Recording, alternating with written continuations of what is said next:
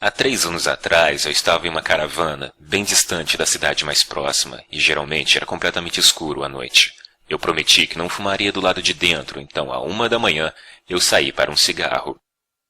Depois de alguns minutos parado na escuridão, eu pude perceber que consegui enxergar claramente a minha mão, algo que eu não conseguiria fazer nas noites anteriores.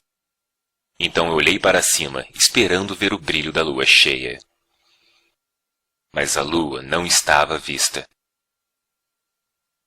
Ao invés, havia uma longa e brilhante nuvem bem acima de mim. Os romanos a chamaram de a Via Galáctica, a Estrada de Leite. Hoje nós a chamamos de Via Láctea. Para aqueles que perderam essa aula na escola, os fatos básicos são estes. Lembre-se de que um ano-luz equivale a 9,5 trilhões de quilômetros. A nossa galáxia tem um diâmetro de aproximadamente 100 mil anos-luz. O nosso Sol está localizado na extremidade de um dos braços espirais a cerca de 26 mil anos-luz do núcleo da galáxia.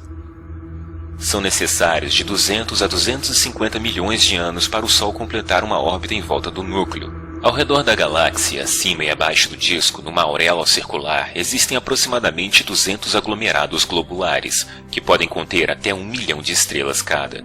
A Via Láctea contém 200 bilhões de estrelas, aproximadamente. Esses números são essenciais para compreender o que é uma galáxia. Mas quando a contemplamos, alguma parte da mente humana protesta que não pode ser assim. Mas uma investigação das evidências nos leva à conclusão que é. E se você chegar a essa conclusão numa noite escura e limpa, quando olhar para cima, você pode ver algo que irá mudar a sua vida. É assim que uma galáxia se parece, vista de dentro, dos subúrbios do nosso Sol. Através de um binóculo, para cada estrela que você consegue enxergar com o olho nu, você verá mais 100 ao redor dela, todas suspensas numa névoa azul acinzentada.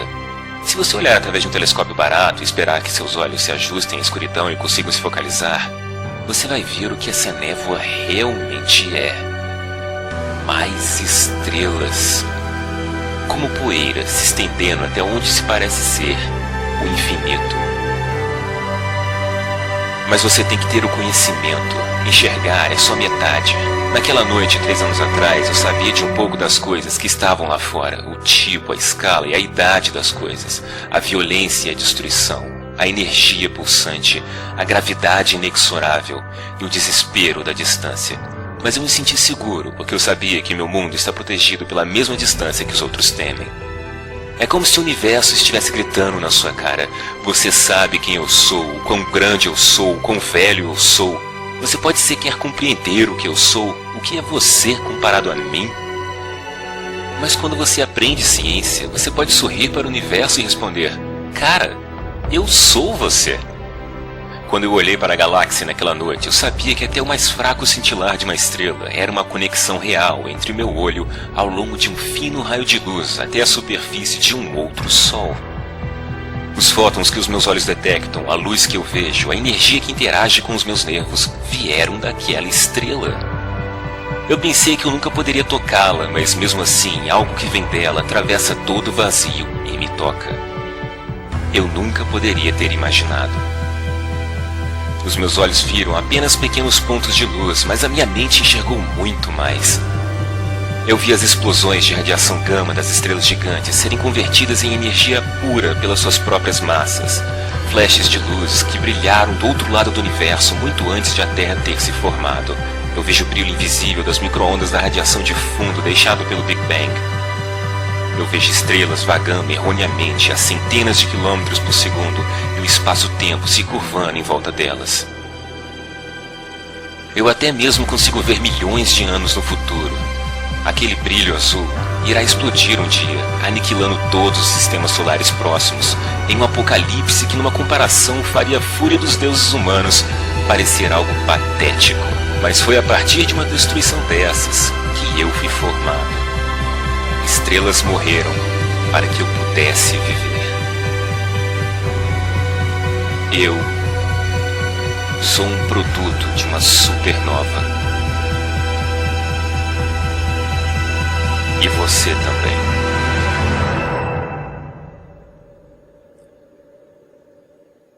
Na luz desses fatos indiscutíveis, dessa verdade parcial e reveladora, qual é o espaço que há no século XXI e além para as alegações mágicas das religiões organizadas?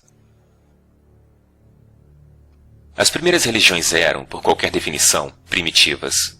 Por motivos de limitação de população, comunicação e regiões geográficas, elas nunca haviam crescido para nada além de uma preocupação local. Mas as religiões sofreram mutações através dos tempos e se tornaram mais sofisticadas, como que a cada geração os homens sagrados aprendessem o que funcionava ou não, o que deixava as pessoas obedientes e o que causava revolta. Quais ideias as pessoas podem facilmente evadir e quais iriam assombrá-las até o ponto em que elas teriam de rezar para conter o medo crescente. Quando a população cresceu devido ao desenvolvimento lento, porém certo do conhecimento, como se estivessem numa guerra, as religiões entraram numa corrida armamentista entre si. Dos deuses do vento, do trovão e do mar, as ameaças e as escalas de poder dos deuses cresceram a níveis supremos, ao ponto de que toda religião organizada possuía um deus que era onipotente, onibenevolente, onisciente, e palavras como infinito e eternidade são usadas sem escrúpulos, enquanto que todas as outras palavras são abertas a abuso até que elas signifiquem exatamente o que as religiões querem que elas signifiquem. Naquela noite sobre a Via Láctea, eu que tive a experiência, não posso chamá-la de uma experiência religiosa, porque eu sabia que ela não foi religiosa em nenhum sentido. Eu estava pensando sobre fatos e física, tentando visualizar o que realmente eu estava vendo, e não o que eu gostaria que fosse. Não existe uma palavra que exprima esse sentimento provindo dessa revelação científica, e não mística. O motivo disso é porque toda vez que alguém sofre esse deslumbre, a religião a rouba, simplesmente dizendo: "Ah, você teve uma experiência religiosa." E os espiritualistas vão dizer a mesma merda. E eles sempre ficam enfurecidos quando um ateísta como eu diz que só pode ter essas experiências depois de ter rejeitado qualquer coisa sobrenatural. Mas eu admito que depois dessas experiências, quando a realidade me atinge como um bilhete premiado de loteria, eu frequentemente penso sobre religião. E o quão sortudo eu sou por não ser religioso. Você quer aprender algo sobre Deus? Ok. Isto é uma galáxia. Se Deus existe, Deus fez isto. Olhe para ela, admire-a, aceite-a, se ajuste a ela, porque essa é a verdade e provavelmente não irá mudar muito. É assim que Deus fez as coisas. Deus provavelmente gostaria que você olhasse para ela, aprendesse sobre ela para tentar entendê-la. Mas se você não pode olhar, se você não quer nem tentar entender, o que isso diz sobre a sua religião? Como o bispo Ansel Andrews disse uma vez, quanto mais perto de uma igreja, mais distante de Deus. Talvez você precise se afastar da mesquita, se afastar da igreja, dos padres, dos omãs, dos livros, para ter qualquer chance de encontrar Deus. Esprema uma fração de uma galáxia na sua mente, então você terá uma ideia melhor do que está procurando. Quando você compreende, mesmo que parcialmente, a escala de uma única galáxia, você tem a impressão de desaparecer. E quando você se lembra das outras galáxias, você encolhe novamente centenas de bilhões de vezes. Então você se lembra o que você é. Os mesmos fatos que dizem quão insignificante você é, também explicam como você chegou até aqui. É como se você se tornasse mais real, ou talvez o universo se tornasse mais real. Repentinamente você se encaixa, você pertence, você não precisa se ajoelhar, você não precisa temer. Nesses momentos, a única coisa que você tem que fazer é continuar respirando. A matéria que o constitui desde quando você nasceu é tão velha quanto o cosmos. A forma pode ser nova e única, mas os materiais já têm 13,7 bilhões de anos de idade. Processados pela fusão nuclear em estrelas, moldado pelo eletromagnetismo, palavras frias para processos tão impressionantes. E esse bebê era você. É você. Você é impressionante. Não só está vivo, mas também tem uma mente.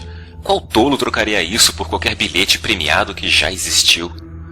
Quando eu comparo o que o conhecimento científico fez comigo e o que a religião tentou fazer, às vezes eu sinto calafrios.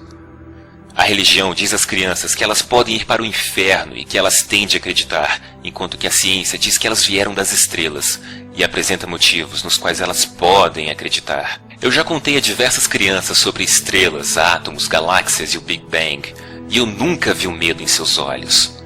Apenas o encanto e a curiosidade. Elas querem mais. Por que as crianças nadam enquanto os adultos se afogam? O que aconteceu com a realidade entre a infância e a idade adulta? Será que alguém prometeu algo que é tão lindo que o nosso universo parece estúpido e vazio? Até assustador em comparação? Isso tudo ainda pode ter sido feito por algum criador, mas a religião fez parecer que é algo desagradável. A religião pinta tudo que não a si própria como algo profano e pecaminoso, enquanto embeleza e dignifica suas mentiras e erros, como um porco que veste a melhor das roupas. Em seu esforço de tentar nos impedir de enxergar a realidade, a religião se tornou a realidade que não podemos encarar. Veja o que a religião nos obrigou a fazer, com nós mesmos e para os outros.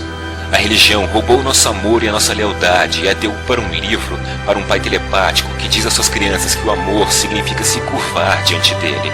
Eu não sou pai, mas posso dizer que essas crianças vão crescer perturbadas.